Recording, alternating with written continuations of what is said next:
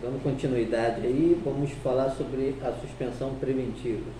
Então, ao dispositivo legal do artigo 161 da Lei Complementar 0066/2019, que diz que, instaurado o PAD, o presidente da comissão poderá, de maneira excepcionalíssima, casos excepcionais, determinar a suspensão preventiva do servidor investigado, gerando seu afastamento do exercício do cargo, sem prejuízo da remuneração por período de até 30 dias, com o objetivo de impedir que venha influir na apuração da falta cometida.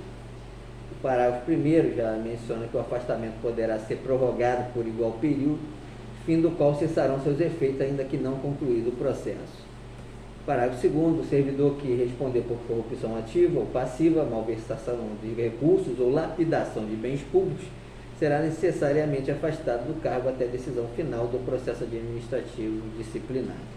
Bom, bem claro e transparente esses parágrafos do artigo 161. Eu já vou adiantar para o artigo 162, que menciona que o servidor suspenso preventivamente terá direito à contagem do tempo de serviço relativo ao período de afastamento, nas seguintes hipóteses. Inciso 1º, da decisão final que reconheça sua inocência. Inciso 2º, o arquivamento do processo por excesso de prazo ou falta de provas. E inciso 3º, resultado que aplique somente a pena de advertência. O parágrafo único diz que, caso a conclusão do PAD implique na aplicação de pena de suspensão, o período de suspensão preventiva poderá ser computado na duração da pena imposta, com restituição dos valores eventualmente recebidos.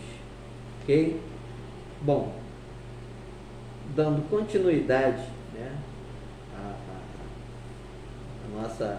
nosso bate-papo aqui, eu passo para o artigo 163, já estamos chegando quase ao final do inquérito, fala do inquérito e reza que, na fase de inquérito, a comissão disciplinar promoverá a tomada de depoimentos e realizará as acariações, investigações e diligências, objetivando a coleta de provas, recorrendo, quando necessário, a técnicos peritos, de modo a permitir completa elucidação dos fatos.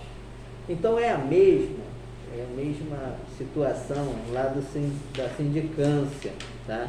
Que a ordem é o ofendido ser ouvido primeiro as testemunhas de acusação, testemunhas de defesa, acariação, e o acusado, por último, será ouvido nesse sentido. E com relação, a esses depoimentos, isso remete novamente, assim como na sindicância que eu mencionei, ao artigo 187 e demais artigos e incisos do CPP, que fala sobre os depoimentos.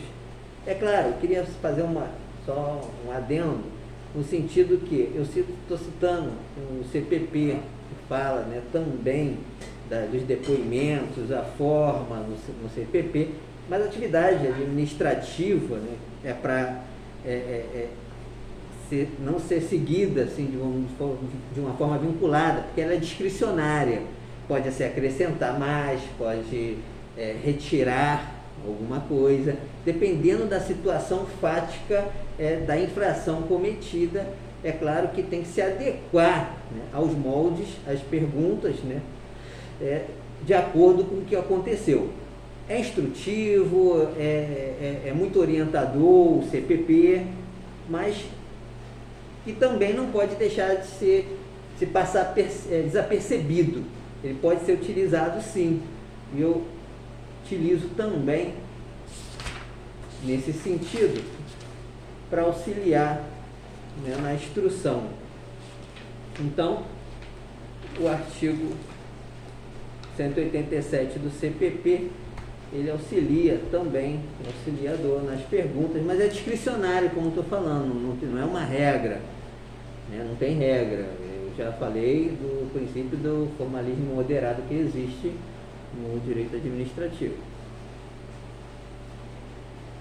Bom, então no 187 fala do interrogatório no CPP, onde diz que será interrogado, o acusado, sua vida profissional, onde está lotado, seja o que for, passando depois para a segunda parte das perguntas, se é verdadeira a acusação que lhe é feita, não sendo verdadeira a acusação, se tem algum motivo particular que atribuí-la, e se conhece a pessoa ou pessoas que devem ser imputadas realmente à prática da infração, e quais sejam, e se com ela esteve antes da prática da infração ou depois dela. É elucidativo. Onde estava o tempo, né, que foi dito como cometida a infração, se teve notícia dessa, as provas já apuradas, tem que demonstrá-las a quem está sofrendo o processo disciplinar, se conhece, né, possivelmente as vítimas, as testemunhas já inquiridas, por inquirir, desde quando, se tem o que alegar contra elas.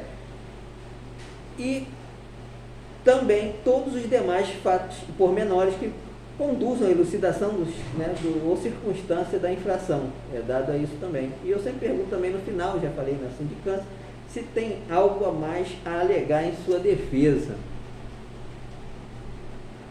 É isso que é basicamente, né, que faz, né, uma minuta, um modelo, né, para início de interrogatório, seja em sindicância ou empate. Sendo discricionário, você dá uma forma diferente, sem problema.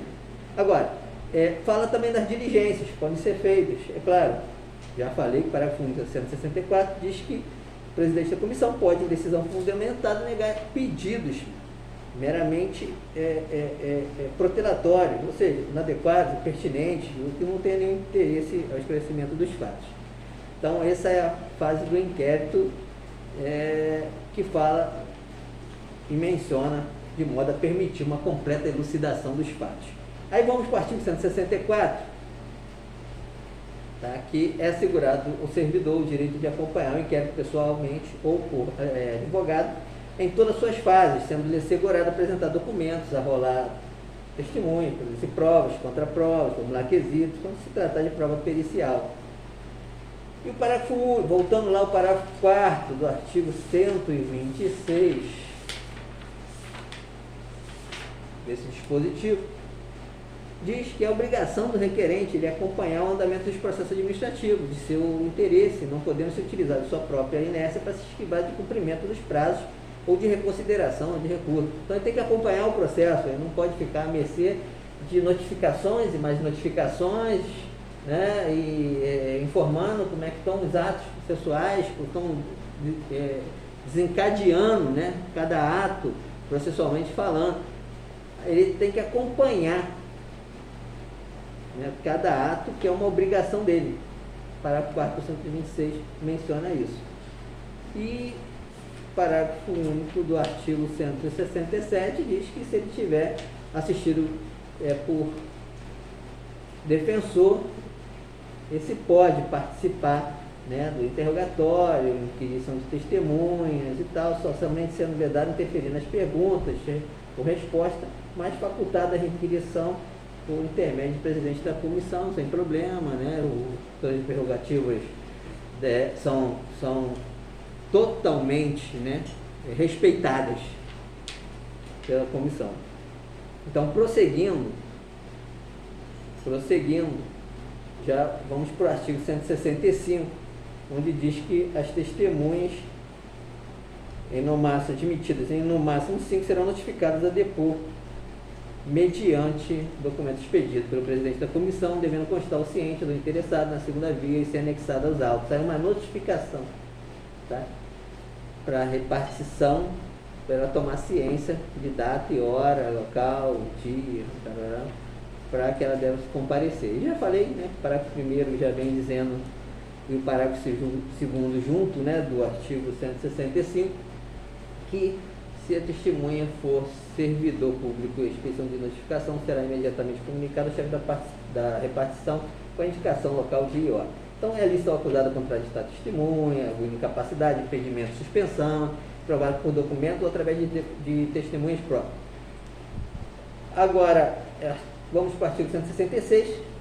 O depoimento testemunhal será prestado oralmente e reduzido a termo, não sendo autorizada a testemunha, trazê-lo por escrito. Nós estamos aí com a regra do artigo 204 do CPP, que diz não sendo permitida a testemunha trazê-lo por escrito. E o parágrafo único, do próprio dispositivo aqui citado, poderá realizar breve consulta a apontamentos. Então, não pode trazer por escrito, né? Pode consultar apontamentos e tudo, mas não pode trazer por escrito. A prova é oral. Parágrafo 1º, as testemunhas serão inquiridas separadamente. Na hipótese de depoimentos contraditórios, já o parágrafo 2º diz que vai acontecer a cariação, já fizemos a cariação nesse sentido.